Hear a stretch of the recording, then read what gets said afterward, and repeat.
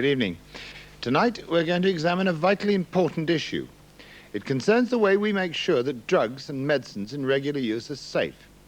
This involves the government and the various bodies it's set up to vet such drugs. It also involves the manufacturers of the drugs themselves, the drug companies. Since the thalidomide tragedy, no one would dispute that this is a matter of great importance to all of us. It's not just a matter of procedure and principle. It involves the health and lives of ordinary men, women, and children.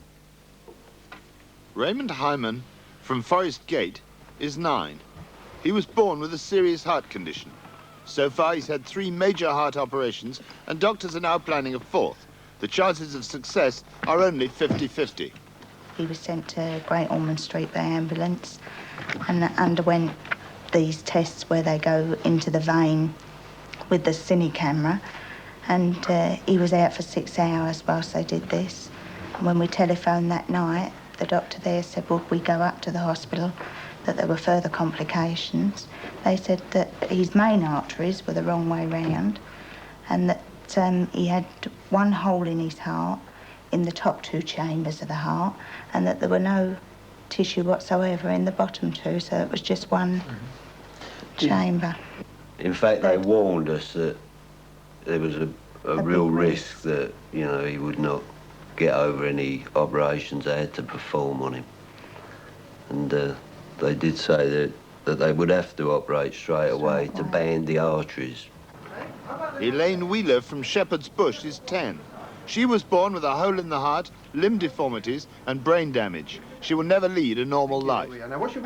She was a very difficult birth, and she was taken away from me and told me there were some problems. By the end of the first week, they said that there were complications. Thank you.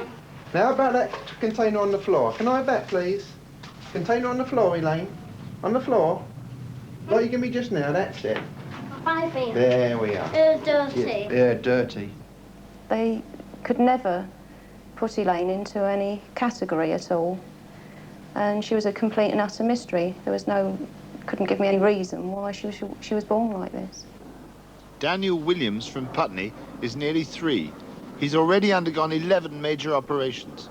He too has a serious heart condition as well as other problems. He had very little contact with any other children than his sister, because he was continuously ill with various infections, always in hospital, and was obviously lacking the things that every other child perhaps would take for granted in life, like playing with other children, like going places, because, as I said, you know, he was just not well enough.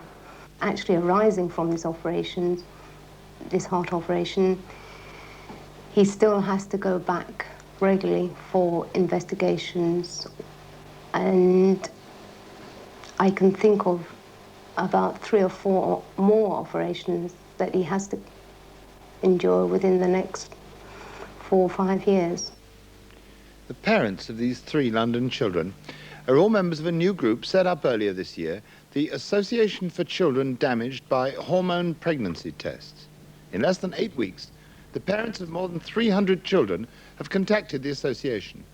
All the mothers believe they were prescribed these pregnancy tests. All the children were born damaged. At the moment, opinions differ within the medical profession on whether or not any of these children were damaged by hormone pregnancy tests. But there is statistical evidence which suggests a link between the drugs and the birth of the damaged children, a possibility which the drug companies concerned have recognized. For example, when a drug called Primados, which became the most popular of these tests, was launched in 1958, the manufacturers said, if pregnancy exists, it is in no way affected by this diagnostic procedure. But by 1975, the message had changed. By then, every box carried these words, warning, not to be taken during pregnancy. Tonight, in a report prepared by Greg Dyke, we're going to look in detail at the history of these drugs. We're going to explain how they worked, why they were introduced, and what happened in the years after it was first suggested that they might be damaging to the unborn child. Yes, I went to my doctor, and I told him that I thought I was pregnant, but we were about to move, so was there a test he could give me now? And he said, yes, there are tablets that I could take. and he gave me these 2 tablets, or the prescription for 2 tablets, which I collected from the chemist in tinfoil. One to be taken at 10 o'clock at night and one to be taken 10 o'clock in the morning. If I had a period, well and good, but if I didn't, then I was pregnant. And in this case, obviously, you were pregnant? I was pregnant, yes. My own doctor was in the process of retiring, and she sent me to a temporary doctor. And I went in to see her, and she asked me what was wrong. I said, I suspect that I'm pregnant. So she wrote out a prescription, and she told me to take these 2 tablets, one night, one the next night. And if I didn't see a period, I was pregnant. Hormone pregnancy tests work very simply. A woman having missed a period, or possibly 2, would go to her doctor to find out if she was pregnant. He would give her a prescription for 2 or more hormone pills. The number varied from product to product. She would take them on successive days. These increased the hormone content in her body. Over the next 3 or 4 days, her hormone content would drop again. If she wasn't pregnant, the drop would be enough to induce a period, or a period-type bleeding. But if she was pregnant, the hormone content of her body would usually have increased anyway, so the drop wouldn't be enough to induce bleeding. Until these tests were introduced, diagnosing pregnancy had been a rather difficult and primitive job. It involved injecting a particular kind of toad, a xenopus toad, with the woman's urine. If she was pregnant, the toad would react. It would spawn within a few days. It was an expensive and time-consuming test. So hormone pregnancy tests were welcomed by the medical profession as being both simple and cheap. The manufacturers of one of the tests, Primodos, actually ran an advertisement at one time which said, "Toads unite, down with tablets, 100% unemployment unacceptable." In all, there were about a dozen different brands of hormone pregnancy tests on the market in Britain during the 50s and 60s. The most popular was Primodos, which was manufactured in Germany by one of the world's largest drug companies, Schering of Berlin. It was marketed in this country by their subsidiary, Schering Chemicals Limited, of Burgess Hill in Sussex.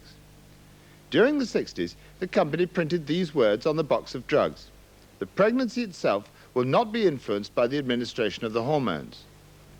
The other major brand was a drug called Amenorone 40, which was also produced by a multinational drug company, Roussel of France. Its British subsidiary had its offices in Wembley. When they first advertised the drug in the Lancet in November 1956, Roussel wrote, "It has no effect if the patient is pregnant." In another advertisement in the British Medical Journal in May 1962, a worried-looking lady asked, "Surely you can tell me something now?" It went on to say, "There is no effect when the patient is pregnant." Clearly at this stage, the drug companies had complete confidence in the use of these drugs as pregnancy tests. But even during these very early years, some doubts were being expressed within the medical profession.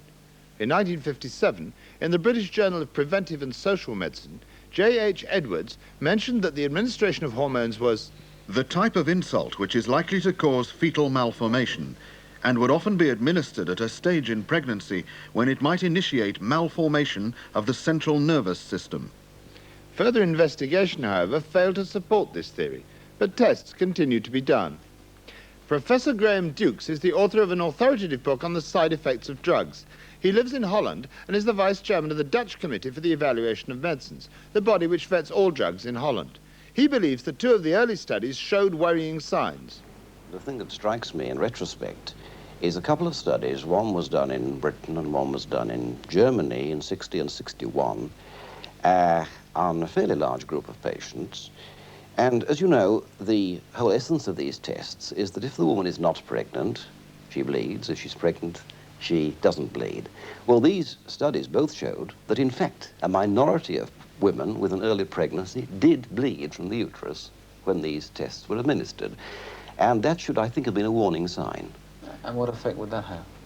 I should expect that to have, in some cases perhaps, the effect that the pregnancy itself would be completely interrupted and an abortion would follow. It could also cause some defect in the development of the embryo. Which could therefore lead to a damaged child? Yes, yes indeed. At the time, however, the studies were not interpreted in that way, and hormone pregnancy tests grew more and more popular. During the 60s, the drug companies carried out massive promotional drives. In 1966 alone, Shearing gave away over 25,000 boxes of Primodos as samples to doctors. Presumably the doctors passed these on to their patients. By the mid-60s, over 40% of all general practitioners in this country were using hormone pregnancy tests.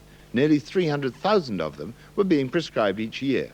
Then, in 1967, came the first serious questioning of the safety of hormone pregnancy tests. The authoritative magazine Nature published a report by Dr. Isabel Gall giving the results of research she'd carried out at Queen Mary's Hospital for Children in Carshalton.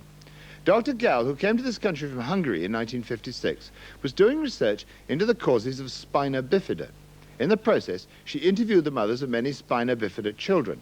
I was interviewing the parents because I was interested what sort of drug they were taking before and during pregnancy. And when I was asking one of the mother, she was telling me that she was taking a drug called hormonal pregnancy test to diagnose whether she is pregnant or not. I was rather surprised about this one. As I was a pediatrician, I never knew about this product. When I interviewed the following mother, I also had a similar information. Then I checked what is this product, and it turned out to be a drug which contained a large dose of hormone. And with this hormone, they could induce malformation in experimental animal. I was rather surprised on this approach to expose a woman to this unnecessary harm when many other diagnostic methods is available. So you came across it by chance? Yes. I did not know anything about this product. I was just interested in what sort of drug they were taking. What Dr. Gall found was that among a group of 100 mothers who'd given birth to spina bifida children, 19 had taken hormone pregnancy tests. Among a comparable group of 100 mothers who'd given birth to perfectly normal babies, only 4 had been prescribed hormone pregnancy tests. Dr. Gall was cautious in the way she presented these findings. She stated in her paper that the differences she'd shown could be due purely to chance, but the paper concluded, Nevertheless, our observations indicate the need for a more detailed scrutiny of the role of hormonal preparations in the causation of congenital malformations.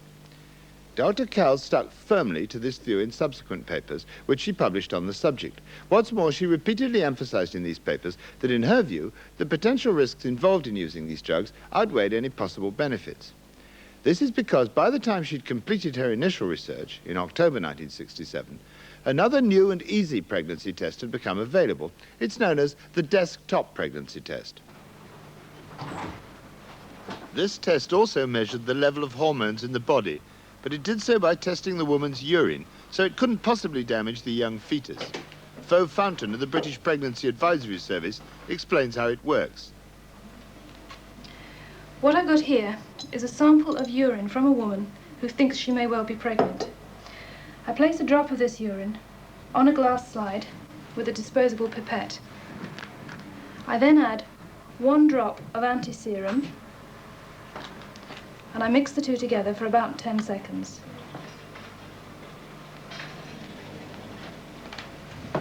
I then add 1 drop of liquid latex and blend the two together until the ring is completely covered. The great beauty of the new test was its speed. The result was available within minutes. The result is positive. It hasn't broken up. It stayed smooth, just like milk. If it had broken up, it would have been a negative result. So you can say that this woman is pregnant. Professor Dukes believes that although Dr. Gall's study was not conclusive, the fact that a simple and safe alternative was available should have called into question the continuing need for hormone pregnancy tests. Well, there must be a balance between the efficacy of the drug and its safety, and in this particular case between the need for a drug and its safety. It's almost impossible to define that in concrete terms, but certainly where an absolutely safe alternative is available, which is not even a drug, the tabletop test isn't even administered to the patient, there's very little reason to take even doubtful risks. In your book, you describe these tests as superfluous and dangerous. I mean, for a medical man, they're fairly strong words. I mean, why do you use those? I don't think that the writer of a scientific book need mince his words when risks of this order of magnitude are being taken. The fact that they were superfluous is, I think, entirely evident in view of the alternatives which were available. And the word dangerous has to be related to the use to which these drugs were being put at the same time. The risks were out of all proportion to the need for the drug.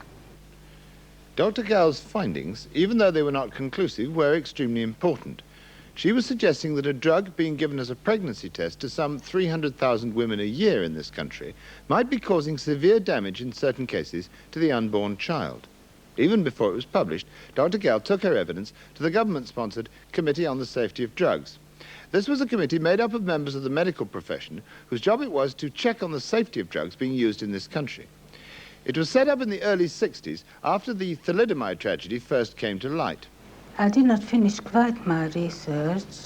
When I got to the 100 mother, I thought it is such an important observation that I ought to publish before and draw the attention to this finding.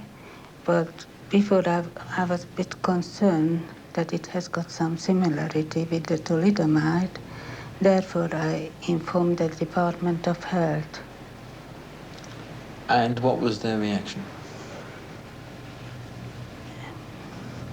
In a committee, they discussed this in the Safety of Drug Committee, and they felt